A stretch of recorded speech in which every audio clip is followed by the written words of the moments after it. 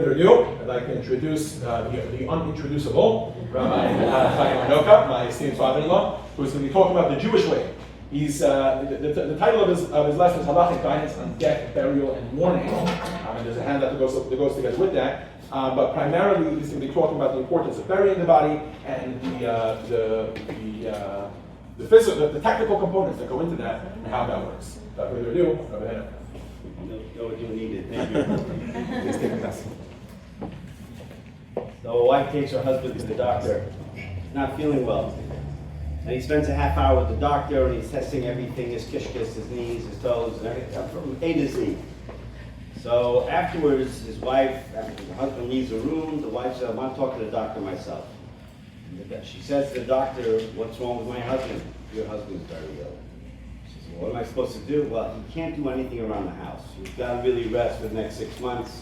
He can't wash the dishes, he can't take out the garbage, he can't put away his laundry. Can't really do much of anything, just let him be, let him sit, relax, watch television, etc. And this is what's necessary for him to recuperate. She comes back out, and as they get into the car, the husband turns to the wife and says, honey, what did the doctor say? She says, he says you're going to die. So with that in mind, I happen to be a card-carrying member of the Chevra Kadisha, the Jewish Burial Society, for the last almost 35 years. On a more personal note, beyond the capacity of a rabbi in a congregation, but also dealing with the tahara, with the burial process, and the preparation in advance. It's a bit of a morbid subject, but one which is necessary, I think, for people to understand what happens, how it happens, etc. It's going to go through a bunch of different things, and I'll take some questions towards the end. So when a person passes away, first and foremost, if you've never been around a dead body, I don't recommend doing this intentionally, but it basically looks like a person sleeping. They don't look any different physically speaking immediately after they pass away. I mean, while the body's still warm, but nonetheless, they look like they're sleeping. They don't physically look any different. The underlying difference is, as Rabbi Zushi touched upon, the soul leaves the body. That's actually what happens in death, quote unquote. If the soul leaves the body remains behind, then subsequently needs to be buried, so on and so forth. So what happens if, God forbid, somebody loses a loved one? Now, obviously, people don't necessarily get to pass away where they want to. It's not something you can really pre-plan for the most part. So it can happen in a hospital, it can happen in a nursing home, it can happen at home, it can happen anywhere. Basically, when the good Lord comes calling, He comes calling, okay? So we can plan from today till tomorrow how we want things to happen, how we would envision, quote unquote, that peaceful transition. And with God's help, it should be a peaceful transition when Mashiach comes. But it doesn't always turn out that way.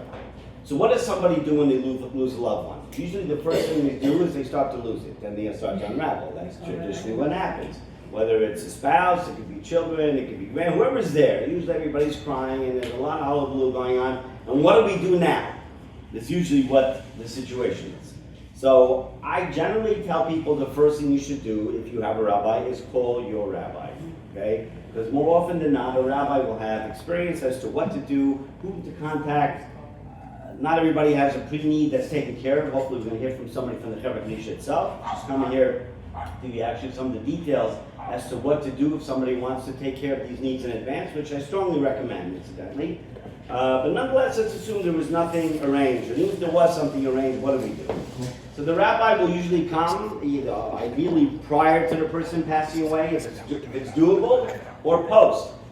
If the rabbi is not there when the person's passing, so ideally a person should say the Shema before they pass away. Now in reality, not everybody is conscious or have the peace of mind to recite the Shema. If they can themselves, ideally that's what they should do. You say the first line of the Shema, then Baruch Shem Kvod Malchuto L'Olam V'ed 3 times, and Hashem Hu Elokim, the Lord is our God, 7 times. It's basically what we say at the conclusion of the Ne'ilah prayer on Yom Kippur. It's in the Siddur. If you don't remember that whole thing, at least the Shema. And also to remind them of what their Hebrew name is. Why? Because it says when a soul comes to heaven, they're referred to by their Hebrew name, whatever the Jewish, assuming they were given a Jewish name. If a person is not conscious or unable to do so, at the very least, then whoever is by the bedside of that person, they should recite the Shema aloud, and the person's soul can perceive it. However it happens is not my business or your business, but that's God's business. But at the very least, we do what we have to do, and Hashem takes care of the rest. When a person passes away, we have a tradition, we close their eyes, and also we cover their face. They should be covered. So I know that the natural instinct, the emotional instinct is, but I want to kiss kiss goodbye after the person died, or see them, etc. Obviously, from a halachic standpoint, it is not allowed, and the reason for it is it's not respectful to the deceased. It's a personal desire that we may have, an emotional desire, but the deceased cannot verbally have any opinion as to what they look like, what they want done, etc. And in that vein, our tradition is to cover the person's face with a sheet or blanket or whatever is available, and then the Chevra Kadisha, the burial society, will take it from there. What should be done until the burial society comes, or until the rabbi comes? Again, the face is covered, and then we should recite Psalms, Tehillim. Now, if you don't have a book of Psalms with you, you can find it on your phone. Just about there's an app for everything nowadays. And the reason that Tehillim is recited is because it says it acts as a tremendous source of consolation, of comfort to the soul as it's now going through its transition, if you will. So Tehillim should be said in the room, ideally, of that person who passed away until the Chevra Kadisha comes. You can continue saying the Tehillim. Once the Chevra Kadisha comes, then they will take the deceased, take the body, and take it to the mortuary, and we'll move on from there. Just from a pragmatic standpoint, if the person is wearing jewelry, I just recommend the loved one taking off the jewelry. Because ultimately, you don't want the jewelry going to the mortuary and then to something, things can get lost. Not intentionally necessarily, but obviously some people have whatever jewelry may be, so that should be removed. But not to handle the body other than that. To leave the body as is, waiting for the burial society to come. One thing, a pet peeve of mine perhaps, is that often there's, let's say a person passes in a hospital or in their bedroom, there's a lot of family around, a bunch of people, and they're all talking while the person is laying there in state. And they're talking about that person. It is considered to be absolutely non-respectful to discuss the burial arrangements, whatever the story may be, in front of the deceased. So whatever discussions, even calling the Chevra Kadisha, whatever it may be, should be, you walk out of the room, if it's in a hospital or a person's home or whatever it may be, and deal with whatever has to be dealt with, and not to chit-chat with the whole family about Uncle so-and-so passed away, what we're going to do, and what music are we going to play, and all that, so on and so forth. It's not something that should be done. So once the Chevra Kadisha comes, the burial society, whether you're using the Chevra Kadisha itself, which I strongly recommend, because that way things are done properly, or if not, there's the Jewish mortuaries as well. One should ensure to request, in the event one is not using the Chevra Kadisha, there's an actual name of an organization, not just a generic name of a burial society, and we'll hear from Mrs. Manila shortly. She's one of the people that helps to run it. At the very least, one should ensure to request a tahara, which is loosely translated as a purification process, and tachrichim, which are burial shrouds. What exactly are burial shrouds? They're simple white linen clothing that are sewn by righteous women, etc., wherever it may be. They're not fancy. They look exactly the same for everybody. Okay, there's different sizes, obviously, large, small, medium, whatever the story may be, fit the person. But other than that, they're not fancy. Now I know some people I want to be buried in my clothes. I want to have my favorite dress or my favorite suit or what have you. Again, that's a selfish desire. It's not ultimately what Torah law prescribes. And the reason for that is because once we pass away, we want to resemble angelic beings. We're white, clean, completely clean.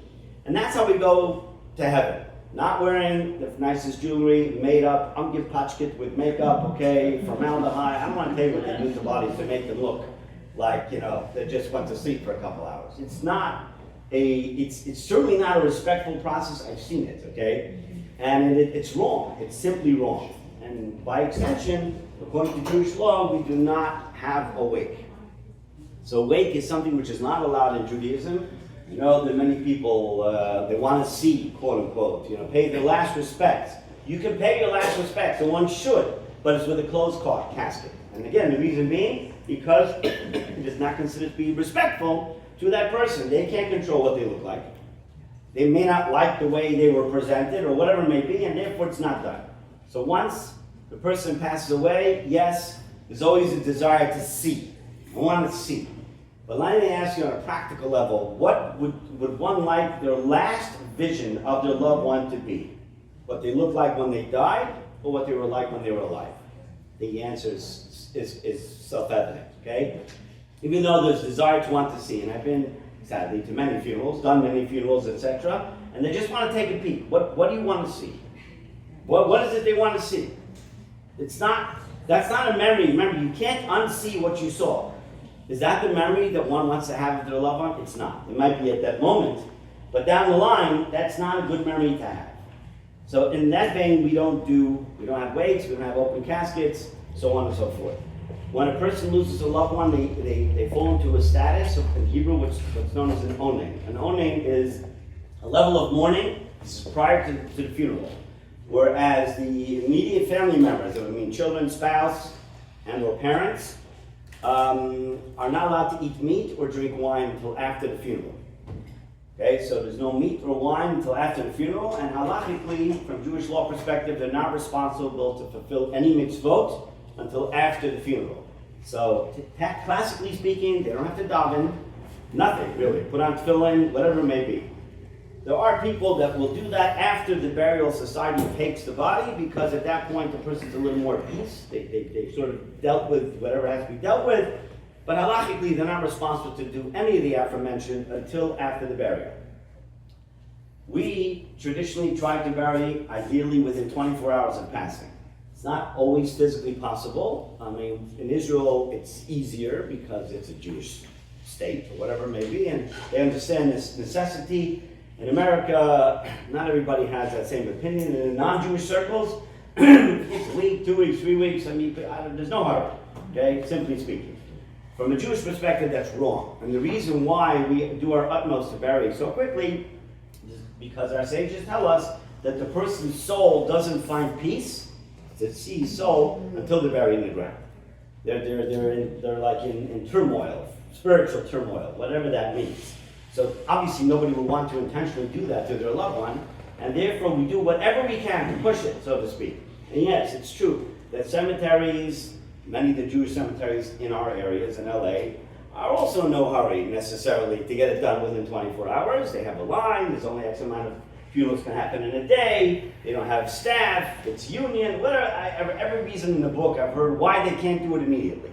Okay, and we will push sometimes and push back. The Kavach Kadisha, we have this in Manila here now, they will get it done on the dime.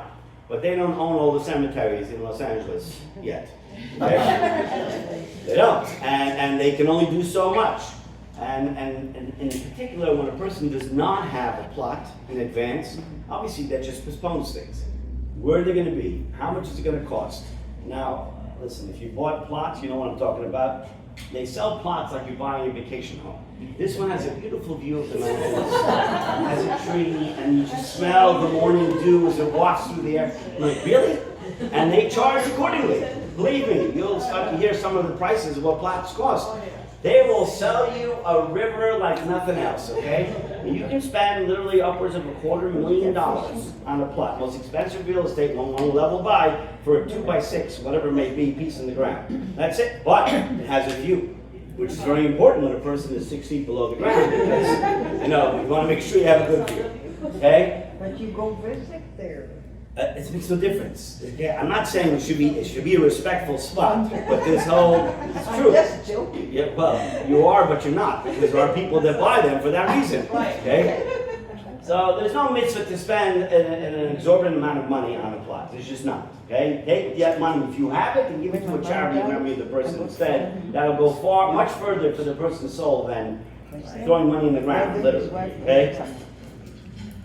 So going back to the various, so during the period before the funeral, the person is considered an oneh, and again, not responsible for any mitzvot, no meat, no wine. Once the funeral happens, and hopefully soon, ideally within 24 hours if possible, at the very least the next day, there are certain instances where we will intentionally postpone a funeral, and that's specifically like if one of the kids has to come from someplace far away and he can't come earlier. So then there are exceptions made. But generally speaking, we try not to do that. And one should insist, as much as they can, with whatever the cemetery may be, to make it happen. the rabbis are good at being nudniks and nudges. You probably know that. I've called many times, not always successful, but we'll certainly push and push and push, you know what I mean, until you called everybody and their brother who works in that particular facility. And often you're successful if you're the squeaky wheel enough. Okay, what happens in the Chevra Kaddish itself? I'll speak to this end of it if you don't mind, because I end up doing the Taharas as my sister, by incidentally, Connie Pinson is also a member of the Chevra Kaddish. So we're clear that when it comes to the purification process of the body, men do it for men, and women do it for women, out of respect. Sadly, that's not true in some of the non-Orthodox Chevra Kaddishas. I'm just letting you know that, okay? So some of the non-religious Chevra Kaddishas, men will do women, vice versa. It is not proper to do it that way. I don't know what the allowance, where that came from, but that's what it is. And what's done essentially, and I'll keep it, since you just ate breakfast, fairly benign, is that the body is washed, cleansed, if possible, any tubes. Bodies come in all shapes and sizes and conditions from a hospital, let's say. So if a person was hooked up all kinds of machines, more often than not, the hospital will just cut the lines, tie them off, and sends the body, and that's the way they go. They don't take out everything.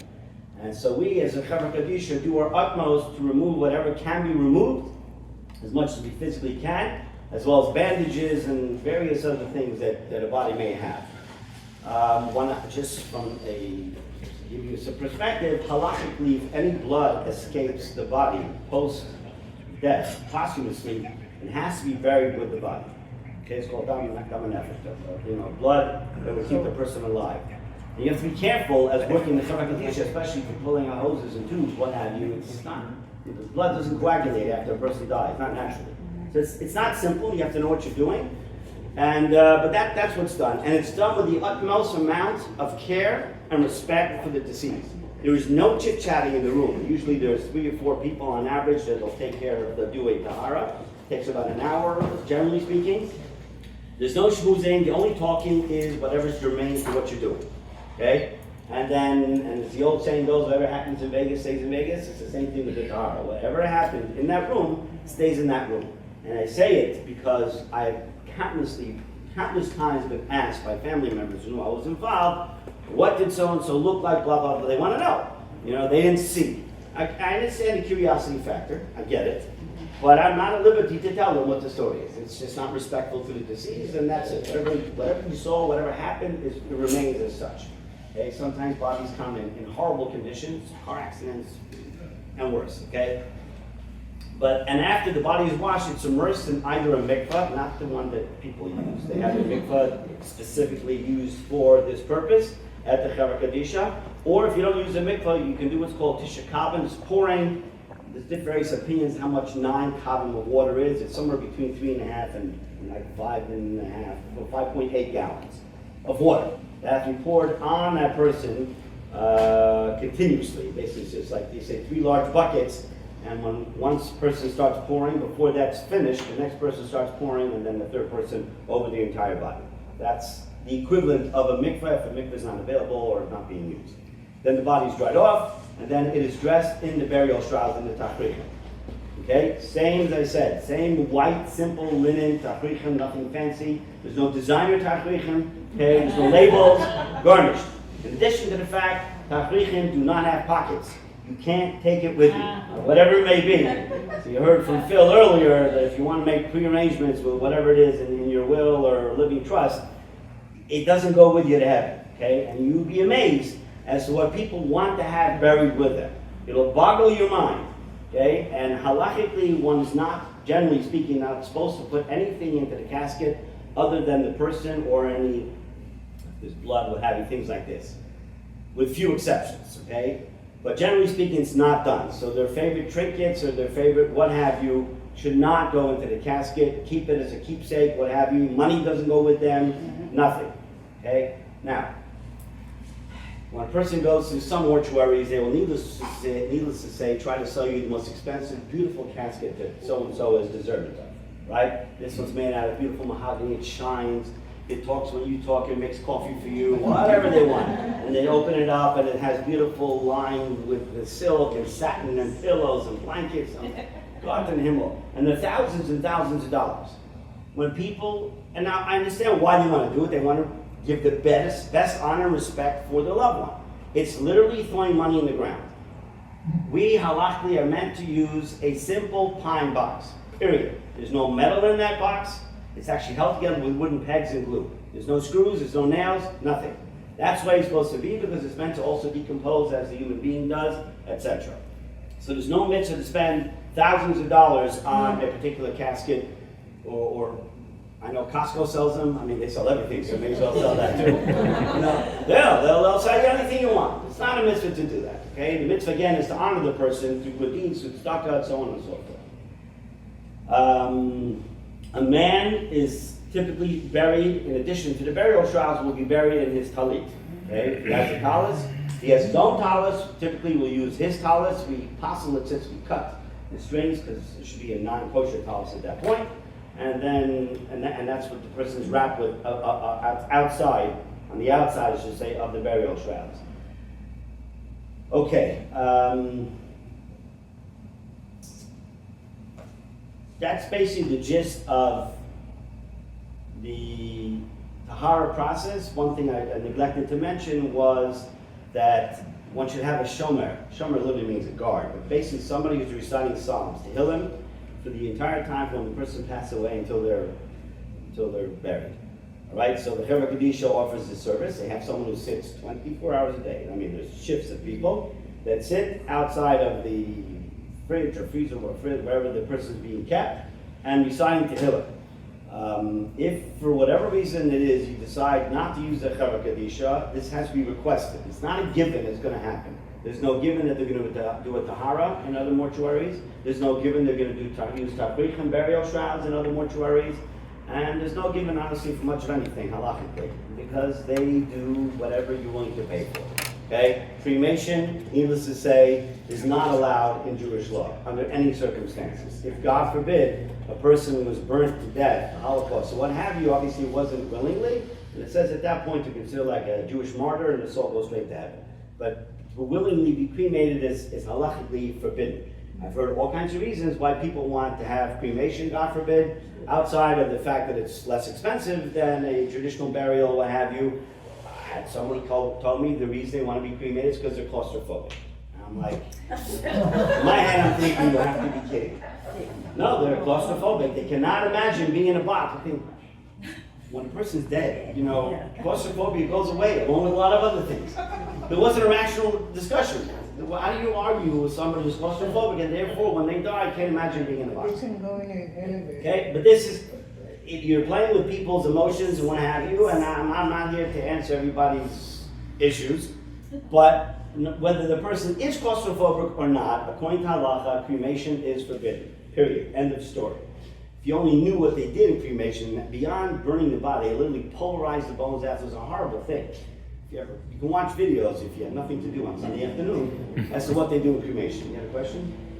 I was going to say, they put the uncremated body in a box to burn it. Yeah, that ruins the whole thing, huh? Yeah. They don't realize they're being put into an oven, into a box, whatever, and then they're sitting in the jar on top of the fireplace. Everybody goes, oh, those are the ashes of Uncle so-and-so, or whatever it may be. And we spread some of them in the garden, and some of them are at sea, and on and on and on. Your question? Can you speak about embalming? Yes. So embalming, according to halacha, is not allowed. Period. We don't embalm, even though it's true with Jacob, our forefather, it says he was embalmed, etc. That was the tradition. First of all, it's pre-Sinai, before the Torah was given. And secondly, that was what was done at the time. In that time period with someone of that stature, but halachically, post-Sinai, embalming is not allowed. Which is also, by the way, a horrible process. If you've ever seen what they do to embalm a person, it's not something that you want to see. Yes? Can you also take a moment and discuss if there's any other kosher burial outside of being in the ground, as in being buried in a wall or cave or anything like that? So halachically, ideally one should be buried in the ground. If it is a halachically valid cave, if you want to call it, like the Cave of the Patriarchs, okay? A kosher halachic burial plot has to be connected to the ground, part of the ground. Not a structure built up over the ground as they have what they call crypts or whatever it may be, or a drawer that goes in and out. Lockers. Halachically, what? Lockers. Yeah. Lockers. Luckily, that's not appropriate. One should not be done. Sadly, the Jewish cemeteries in our cities have them, but halachically it's wrong. One should not be buried in a vault or whatever they call it, whatever it is. Mount Sinai, Simi Valley does have some sort of cave structure. I don't know. I haven't seen it. I don't know exactly what the halachic ramifications of that one is. I was told just recently that the chief rabbi of Israel came, inspected it, and said it was kosher. I don't know. I honestly don't know much about it. But other than that, one should be buried in the ground. Yes, and sorry, to answer, someone else might ask the question, is someone allowed to be buried one on top of the next? Answer is yes. A double depth grave is allowed halachically, with a spouse typically, not just, ideally not strange. What? Just anybody. What's cheaper? Honestly, you're paying for one plot and it's double depth. Not all cemeteries will do it, but some will. My question is, can you plant over the grave?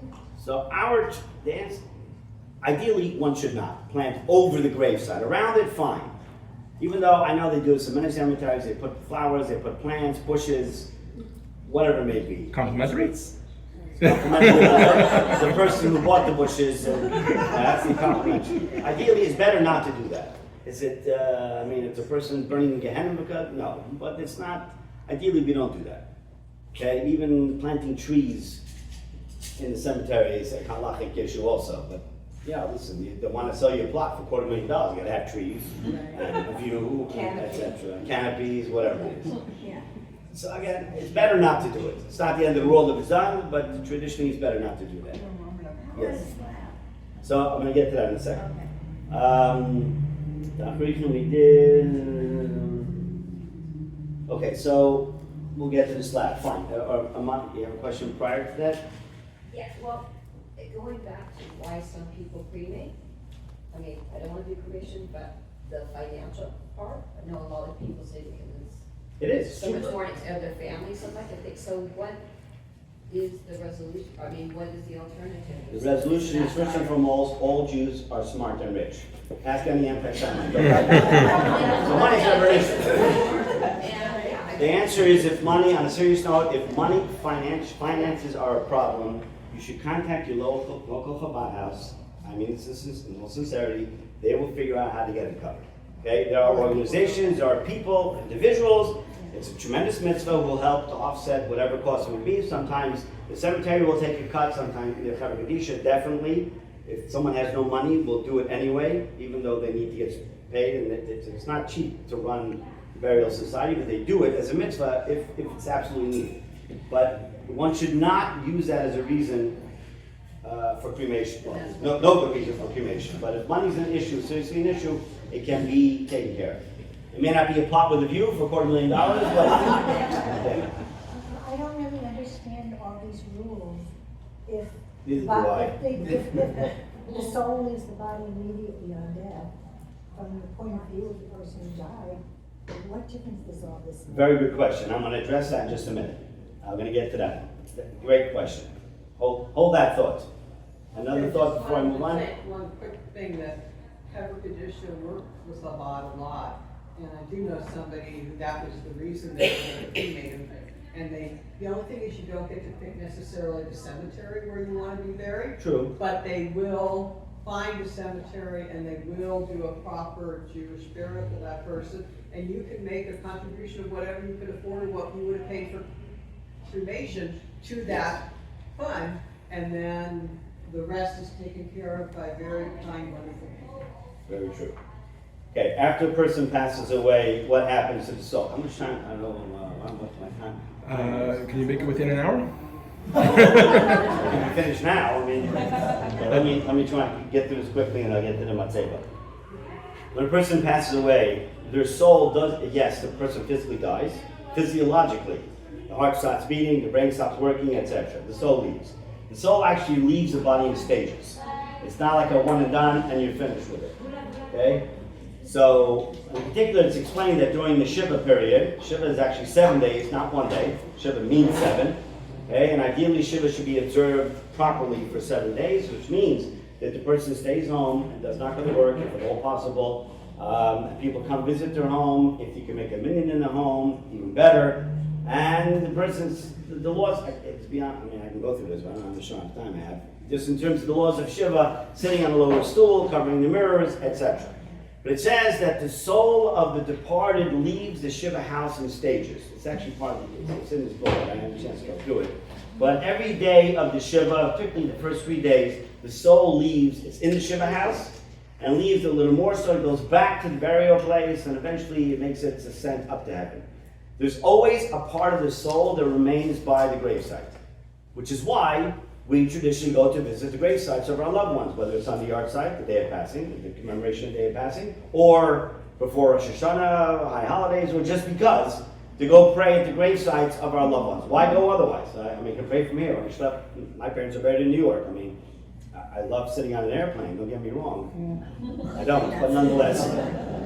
I mean, otherwise I can just stand here and talk to them, which you can do. But there's an element of the soul that remains always attached to the body. There's various segments to the soul. It's beyond the scope of this. One day I can give a longer class on it, exactly what it is. And which is why we go down by the Rebbe's. Many people have the tradition to go down by the Rebbe's resting place. Because it's an element of the Rebbe's soul, level of ruach, a higher level than just the neshama that remains somehow around that area. So to answer your question, the soul does have a perception and always has a connection to its body, even after it passes away. So it does matter to the soul what happens. It's not just like, okay, what the soul doesn't know the difference. It does know the difference, on whatever level it may be. You asked about a matzeva, either a tombstone or a plaque, what have you. Every cemetery has their own gig as to what they want. Mount Sinai, here that is, I'm the one in Israel, okay? Mount Sinai generally allows for a metal marker, plaque, what have you, with X amount of lines. They all have their rules and regulations, what could be on it. Other places, the more religious, quote-unquote, cemeteries will allow a tombstone of various heights. Some of them actually in Israel, some of the cemeteries have a flat tombstone. It's the full length of a tombstone, although it's flat, and it has a much more lengthy inscription of who the person was, a little bit about their life, whatever it may be. When a person has this written, if you have an opportunity to write a little more than just, father, love, whatever it is, 3 lines, so then a person should not exaggerate on the person's tombstone. And we have a tendency that after the person died, they were absolutely righteous people, they walked on water every day. Tzaddikim, never did a wrong thing in their life. It's not true for anybody, honestly. Okay, now no one wants to speak badly about someone who died, one shouldn't, needless to say, but it should be true. And the same thing applies while I'm on the subject when it comes to giving eulogies at a funeral. Eulogies, Chabad actually, in Chabad circle itself, we don't do eulogies at the funeral. And the reason for it is because people tend to exaggerate who that person was during the eulogy. They will. They go on and on and on, like, poetic, whatever it may be. And it's painful to the soul to listen to things about it that are not true. And it can't say anything to protest. Okay, because the soul now is in the world of truth.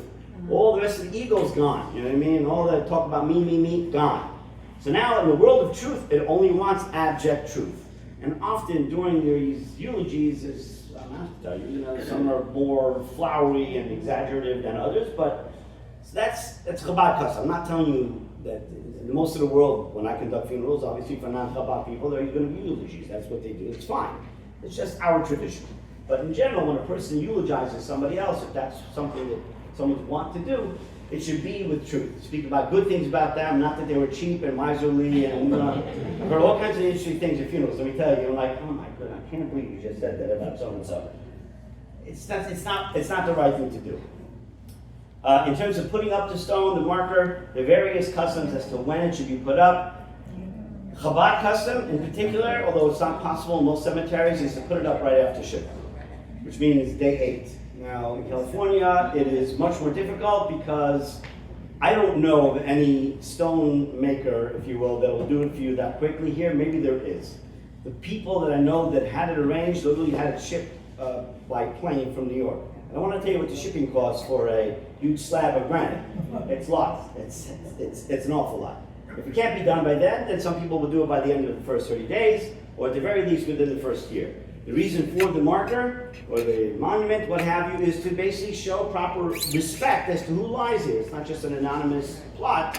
This person has a name, something about them, whatever it may be. There's also the tradition many people have of putting a stone on top of the marker or the tombstone, And the reason for that simply is, it's not a halachic thing, by the way. I mean, people make a whole ceremony out of it. The reason to do it, we just showed that basically someone came and prayed and gave respect to that person, and they're leaving a physical semblance of the fact that grave was visited. I mean, there's reason to do it, but it's just a form of respect to the person who passed away. Very quickly, just what happens during, I'm not going to go through what happens during a funeral because I don't have enough time, maybe some other time, but at the establishment of the marker, it's called Akamas Mateva, or unveiling as they call it in English. What is done, there are traditionally a bunch of chapters of Psalms which are recited, one of which is chapter 119, most lengthy of all the chapters in Psalms. You don't read the whole thing. But the tradition is that as chapter 119 has 8 verses for every letter of the alphabet in Hebrew. So there's 8 verses for the letter Aleph, and then 8 for Bet, and Gimel, so on and so forth. We read the verses of Tehillim which are associated with the person's name. Let's say the name was Sarah, Shin, Sin, Reish, Hey. So 8 verses for Shin, 8 verses for Reish, 8 verses for Hey, and then the verses associated with the word Neshama, soul. That's a tradition. And then people can speak, so on a Kaddish, if there's a minyan, etc. And the same thing is done on the yard site. If a person is able to go to the yard site, for the yard site, to the grave of their loved one, there are other Psalms also, but at the very least, those chapters of Psalms are the ones which are traditionally recited, and as I said, if there's a minyan together, 10 Jewish men, then Kaddish should be recited. Okay, lastly, which is an interesting thing, and I can't give you empirical proof, but nonetheless it is said, actually, that the bodies of absolutely righteous people, tzaddikim, do not decompose. Now, I'm not suggesting you go and dig up various, but it's been seen, okay, for whatever reason it may be, that their bodies literally do not decompose. Now, it's antithetical to science and everything else, which is true, because that's naturally the way God made the world. But they are such perfect beings that during their lifetime, they perfected themselves, physically speaking, that their bodies remain whole, for whatever reason it may be. But be it as it may, whether we are absolute tzaddikim, if you are, we have a checklist, and you can find out if you're an absolute tzaddik, I'm joking, okay? Or not, and our bodies do decompose. There's one bone called the luz bone, somewhere in the neck or what have you, from which it says that all of our loved ones will be resurrected when Mashiach comes. The body will come back to life without wrinkles, no need for Botox, what have you. Exactly how it's all going, white hair, black hair, no hair, I don't know, it's God's headache. Okay, but it does say that the lame will walk, and the blind will see, and the deaf will hear. All the physical ailments that a person may have had prior to their passing will be gone, and we will all come back, quote unquote, in the physical flesh. It's going to be a miraculous event, and it says that the resurrection will happen in the land of Israel, which is why some people specifically want to be buried in the land of Israel. Otherwise, it says somehow the bodies will roll through various tunnels to Israel. Exactly how that's going to happen, I don't know if that's Disney. I don't know. But this is what it's explained. So this is God's headache. It's above my pay grade, and I will defer to God to make it happen. But it will happen. So in turn, this also underscores the importance of ensuring that the person is buried properly, not cremated, etc., and not pulverizing the bone and what have you. And with God's help, everything that we're studying here today should become completely irrelevant. Mashiach should come now, no better time than the 9 days. Yes. And everything you heard until now, you'll say, why did we bother learning this for? But with the coming of Mashiach, thank you. Amen.